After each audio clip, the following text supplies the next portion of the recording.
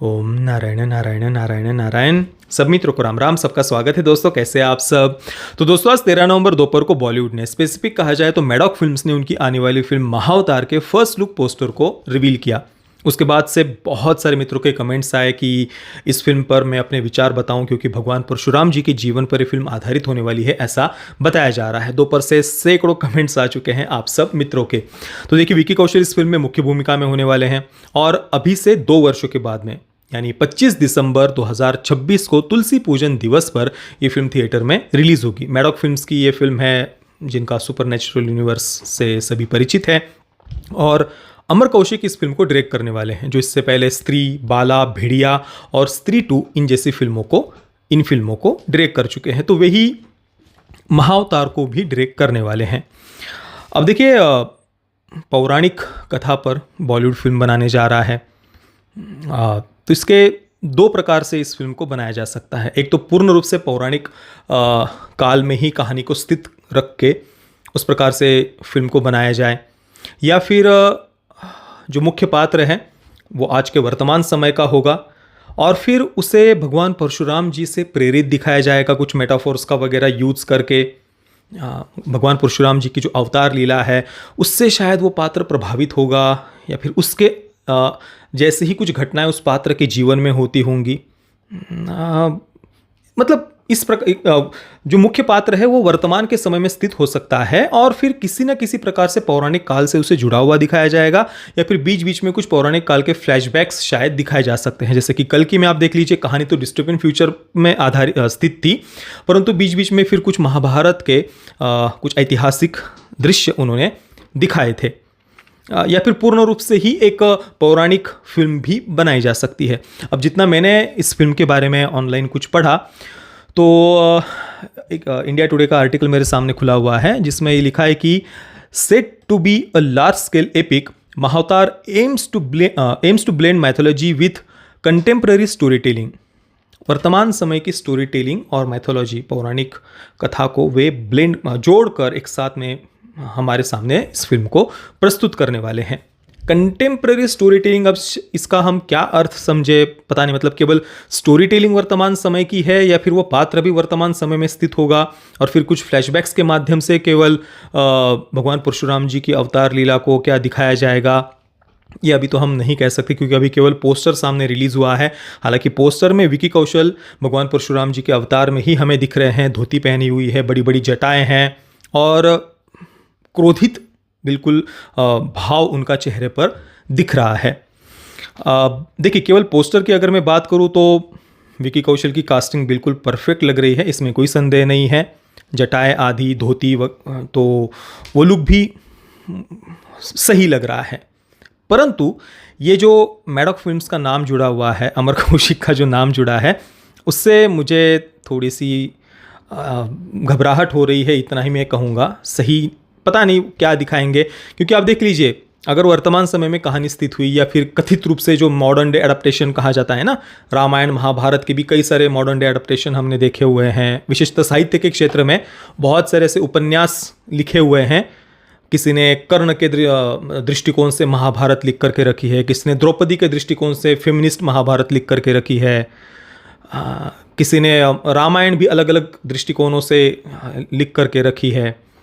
फिल्मों का अगर उदाहरण देना हो ऐसे ही मॉडर्न डे एडेप्टेशन का, तो मणिरत्नम की रावण का उदाहरण हम दे सकते हैं, जिसमें प्रभु श्री रामचंद्र जी को धूर्त, कपटी दिखाया था। रावण और सीता माता का प्रेम वहाँ पर दिखाया गया है। रावण को गरीबों का मसीहा दिखाया गया है। रावण की जो बहन है, शूर्पणखा से प्रेरित जो पात्र है, उसका लक्ष्मण जी बलात्कार कर रहे हैं, लक्ष्मण जी को गैंग रेप वगैरह करने वाला दिखाया गया है। तो ये मॉडर्न डे एडप्टेशन मणिरत्नम का रावण। या फिर एक और उदाहरण देना हो तो धनुष की कर्णन का भी हम उदाहरण दे सकते हैं, उसे भी महाभारत का मॉडर्न डे एडप्टेशन कहा गया है। कर्ण और द्रौपदी का प्रेम दिखाया है। फिर फिल्म के एंडिंग में कर्ण भगवान श्री कृष्ण के नाम की पात्र की गला काटकर हत्या करता है, और उसको फिल्म में सेलिब्रेट किया गया है। तो इस प्रकार का मॉडर्न डे एडप्टेशन कम से कम पोस्टर से अभी नहीं लग रहा, क्योंकि ये जो पात्र है वो पौराणिक काल में ही कम से कम स्थित लग रहा है, जिस प्रकार की जटाएं, धोती आदि दिख रही है। हालांकि आज के समय में भी जटाएं और धोती कोई बहुत कोई साधु पात्र भी हो सकता है।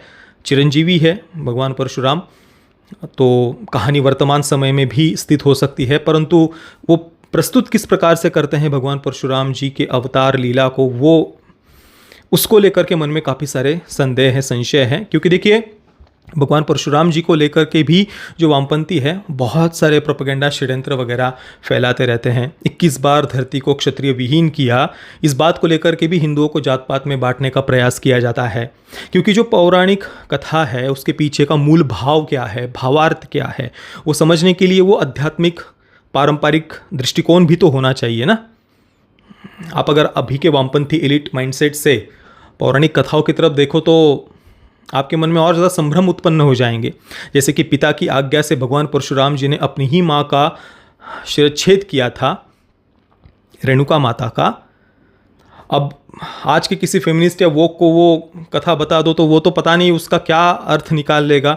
तो पौराणिक कथाओं को समझने के लिए भी गुरु की आवश्यकता होती है, उसके पीछे का मूल भाव भावार्थ समझने की आवश्यकता होती है। नहीं तो मनुष्य कुतर्क करते करते और ज़्यादा अध्यात्म के मार्ग से दूर हो सकता है।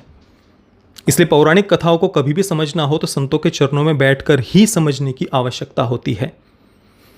अब अमर कौशिक, उनकी बात करें तो उनकी पिछली फिल्म देख लीजिए, स्त्री 2, स्मैश पेट्रियार्की, पितृसत्तात्मक समाज को उखाड़ फेंकना उसमें मुख्य थीम थी।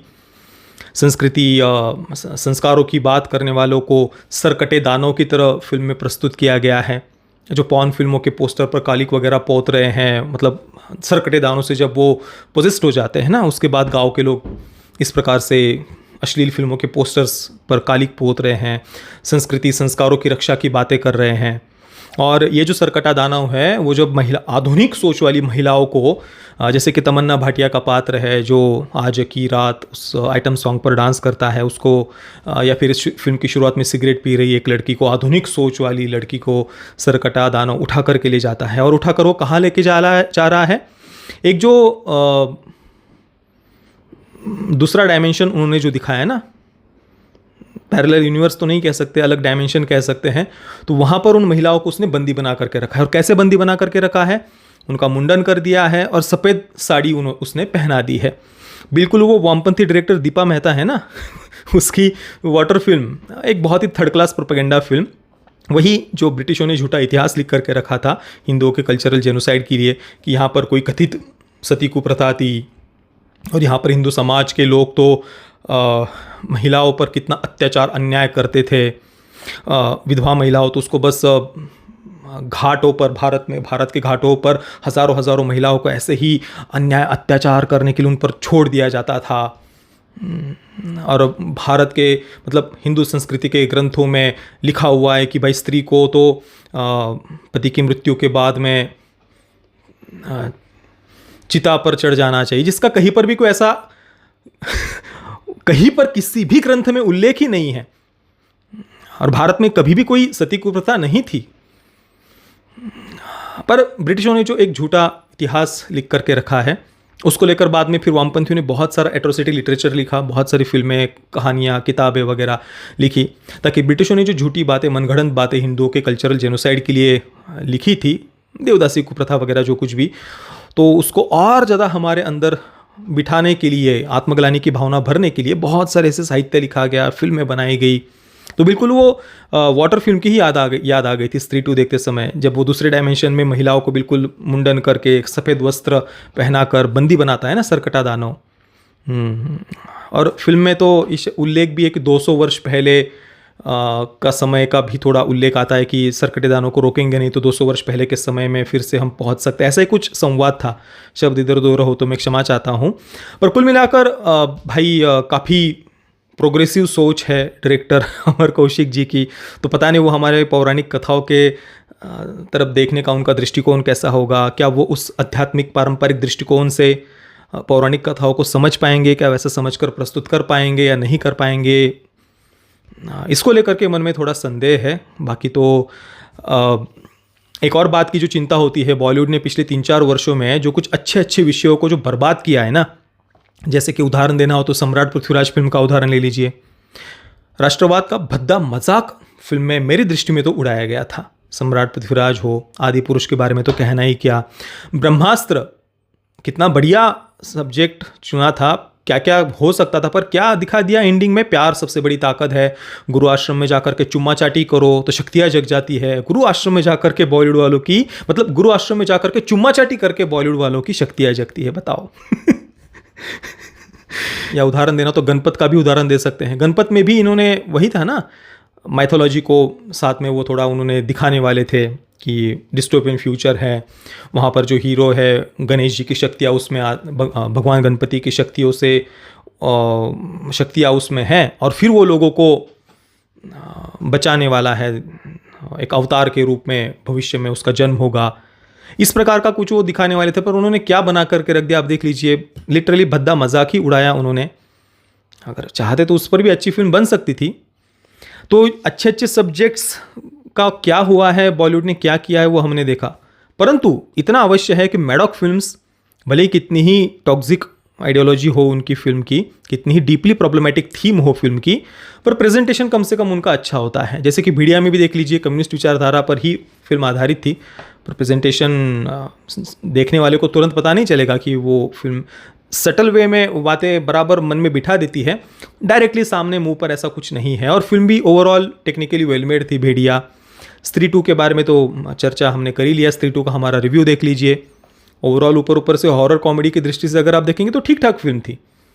फिर आप डीपली सोचने जाएंगे तो भाई फिल्म फिर बहुत कुछ प्रॉब्लमेटिक जोन में बहुत सारा जाती है। कुल मिलाकर बिल्कुल आदि पुरुष या फिर गणपत या फिर ब्रह्मास्त्र सम्राट पृथ्वीराज, इनका उदाहरण वैसा तो कुछ ये नहीं होगा। पोस्टर से दिख रहा है कि काफ़ी ठीक ठाक तरीके से पोस्टर फर्स्ट लुक भी उन्होंने बनाया है, बराबर ना। तो प्रेजेंटेशन टेक्निकली वेल मेड होगी ऐसा तो लग रहा है मैडॉक फिल्म्स की पिछली फिल्में देख करके, पर दिखाएंगे क्या वो सबसे बड़ा प्रश्न है, उसको लेकर के बहुत सारी मन में चिंता है। तो ये थे मेरे विचार ओवरऑल इस फिल्म को लेकर के। बाकी अभी तो बहुत समय है, 2 वर्ष है। तुलसी पूजन दिवस पर 2026 में 25 दिसंबर को फिल्म रिलीज़ होने वाली है, तो अभी लगभग देखते हैं ट्रेलर वगैरह टीज़र वगैरह आने में भी शायद 1.5 वर्ष से ज़्यादा समय अभी लग जाएगा। बाकी आप मित्रों के इस फिल्म को लेकर के क्या विचार हैं मुझे आप नीचे कमेंट में अवश्य बताना। ये वीडियो देखने के लिए आप सभी मित्रों का बहुत बहुत धन्यवाद। जय श्री राम, वंदे मातरम।